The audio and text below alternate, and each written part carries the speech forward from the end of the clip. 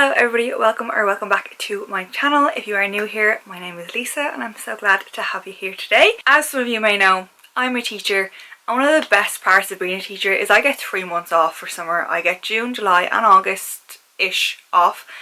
We do go back at the end of August, so I get about 12 weeks off, which is perfect because it really gives me a chance to kind of switch off, relax, and my favourite thing to do during the summer is to read. So because I'm off and I read so much, it kind of turns into me spending a lot of money on books during the summer sometimes.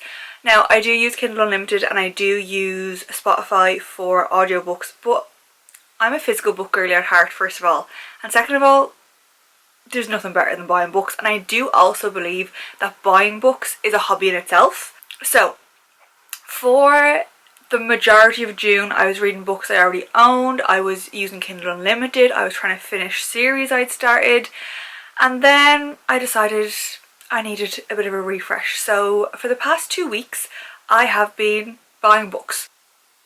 So I thought we would go through all the books that I bought in the past 2 weeks. So it's a little summer book haul. Most of these books are books for the summertime, so they're books that I'm hoping to have read by the end of summer. Some of them I might not get to, but we'll see.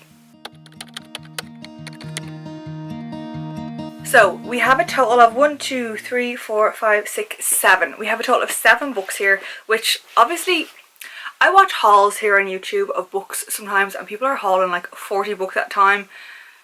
First of all, I'm not going to wait that long to do a haul, and secondly, I don't know where I would put 40 books if I bought 40 books right now. So 7 is a lot for somebody who has nowhere to put them. So let's get started. Okay, so the first book that I bought that kind of started off this whole, I feel like I went on like a bit of a rampage with buying books, and the first book I bought was Phoebe Berman's Gonna Lose It by Brooke Averick. I have not read this one yet. I bought this one literally exactly 2 weeks ago today. I am going to get to it hopefully this week or next, definitely before the end of July anyway. I've not heard a huge amount about this book, but Sarah Crowley raved about this book, so I thought I'd give it a go. I feel like this is like an American copy because the size of it, first of all, and also it's really floppy, so I love that. From what I know about this book is that Phoebe Berman is a young adult. I actually don't know how old she is, but I think she's trying to lose her virginity or something, and she has like anxiety around it. I don't really know, but that's the first book I bought. Then it was Amazon Prime Day, and I actually don't think these were an Amazon Prime deal. I just noticed them while I was searching Amazon for Prime Day deals. I bought 2 books from Amazon. The first one was Atmosphere by Taylor Jenkins Reid. I have actually just read this one. I absolutely loved it. This one has been out for a little while now, I think. It is about a woman who becomes an astronaut who goes to space, and this book really surprised me in loads of different ways. It didn't go the direction I thought it was going to go in. It wasn't about what I thought it was going to be about, but I loved it. I actually do have a reading blog coming that features this book, so keep your eyes out for that if you want to see the whirlwind that was me reading this book, because there was happy parts and there were a lot of tears as well. But yeah, highly recommend Atmosphere if you haven't read it yet. Then when I was buying that one, I also bought Fever Dream by Elsie Silver. I love Elsie Silver's writing. I loved the Chestnut Springs series. I didn't love Rose Hill. That was like very averagey for me, but I do like Elsie Silver and I like her books. So Fever Dream is her latest release. This isn't out too long. It's out a couple of months maybe. I didn't realise how big it was. It's very chunky. It is over 400 pages, 431 pages. So yeah, I don't know when I'm going to get to this one because I don't know, chunky books just put me off. I feel like anything over 400 is a lot. I'm on holiday in a few weeks, so I might bring this one there. Not entirely sure. I actually haven't heard that much about this. I've seen lots of people like post pictures of it and stuff, but I actually have no idea what it's about. I know it's like another new series, and I think there's like crossovers. I think there's like a sister of one of the male main characters from Chestnut Springs. Is it Chestnut Springs? I think so. I'm not sure. But I don't know an awful lot about this book, and I like to keep it that way. I love to go in blind to books. So looking forward to getting to this one. Then what happened was I was in Aldi, and Aldi had like a book event a few weeks ago where they had like loads of books, and I never went to it, and I was walking down trying to get to the checkout and they had like books left over. I said, oh, I'll like throw an eye, see if there's anything there, and there was like a couple of books I've already read, like Lila Sage books and stuff, and then I saw two that I haven't read yet, and this one particularly is one that I have been wanting to read. I read one Christina Lauren book before, which was The Unhoneymooners, and I really enjoyed it. So The Paradise Problem I think is kind of similar to that one. I know they have loads of books, but the only one I've ever read is The Unhoneymooners, which I feel like was really popular at a time. Then they got all these new covers, so I have like the old cover for The Unhoneymooners. I think they all match this kind of vibe now. This one I believe is about somebody who is about to get married and gets broken up with, and her male friend says, let's go on your honeymoon anyway, and then I presume they get together or something. Not entirely sure on that. I think that's the vibes. This one I feel like is definitely a poolside read, so I'm gonna put this on the list to bring on my holiday with me, I think. Christina Lauren books are, I mean I've read one, but quite easy to read, easy to follow, not too much to it. So it's a good kind of holiday read in my opinion. Then while I was in Aldi I also picked up Problematic Summer Romance by Ali Hazelwood.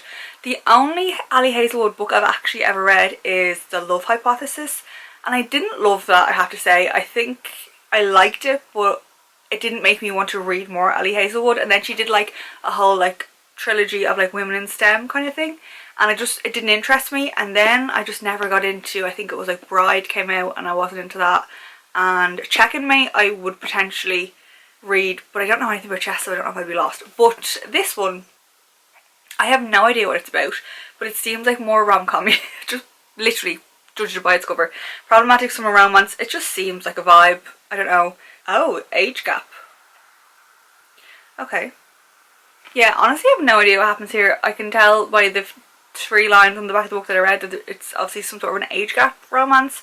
It is also a little bit chunkier. This one is 397 pages, so just about fits under my 400 page decider on whether it's a chunky book or not. But again, this is going to be a sometime this summer read. I don't know what my plan is for when I'm going to read this, because it's not something I know a lot about or have seen a lot about, but I bought it anyway because it was cheap. It was like €3, so we've got this to read now this summer. Then I was in Eason's yesterday and I saw 2 books that, one I really want to read because everybody's reading it, and the other one I want to read because it sounds like something that I would like, and it's set at least partly in Ireland, and they were both in the 2 for €20 situation, so I thought may as well get them both now. I got The Correspondent and How to Write a Love Story. So The Correspondent, first of all, is a book written, and there's a word that describes a book written like this, and I cannot think of it, but it's written completely through letters, and it seems to be like, from what I've heard on YouTube about it, is it's a woman who you're kind of following her life through her letters that she sent, and learn a lot about her through her letters. I think it's women's fiction, and I would imagine quite easy to read because it is written in letters. It is not that long, but there's a lot of blank pages at the bottom of this, at the end of this actually. 288 pages, but there's probably like a lot of gaps in there because letters stopping and starting. So I think this will be a nice easy read. My plan for reading this one is actually like the end of a month. I need to finish another book. I don't want to start like a 400 page book and pick this one up. That sounds like I'm not interested in reading it. I am interested in reading it, but I want to work smarter, not harder, and I want to read at least 6 books a month, which isn't a lot for some people, but that's a lot for me. So I think this will be a good one to do when I've got 5 books read and I just need to finish another one, or if I've gotten to my 6 and I can just slowly make my way through the letters. It might be that I pick it up and put it back down, pick it up and put it back down, if that's the vibe when I start it. I'm not sure. I'm kind of scared to read it because like I'm like a fluffy romance girl, so I don't know how I'm going to go on with this, but not a single person I've seen has said anything bad about this, so I'm looking forward to giving it a go. And then lastly we have How to Write a Love Story by Catherine Walsh. From what I know about this is there is a man who dies and his daughter has to finish writing a book for him or something, and she's struggling, and the editor, who lives in America, is sent over to Ireland to kind of help her or guide her or something. I think her dad was like an epic fantasy series writer and asked her to finish the series after when he died or something along those lines. I'm imagining her name is Kira. I would imagine she's Irish and it's not just that she lives in Ireland. And then I guess it's set at least partly in Ireland, which is kind of cute. This one again is a possibility for me to bring on holiday. If I don't get to it before then, I might possibly read this one. And they are the 7 books that I have purchased in the past 2 weeks. I really hope that I don't make a fool out of myself and that I actually get to read these and finish these by the end of summer, because if not, what a waste of money. But I know I've read one of them already, so 6 more to go, and then we can say that this was worth the investment. I've obviously read one of them already, and I don't really know. I have an idea of maybe 1 or 2 I might bring on holiday with me, but I don't know. I have like 2 weeks before then, so I don't know what one I'm going to pick up in the meantime. So if you have a suggestion for me, if you really liked one of these books or you think that I would really enjoy one of these books, let me know and I'll pick up that one next. But thank you so much for watching today's video. If you enjoyed it, please don't forget to like and subscribe to my channel so you don't miss any future videos, and I will see you in the next one.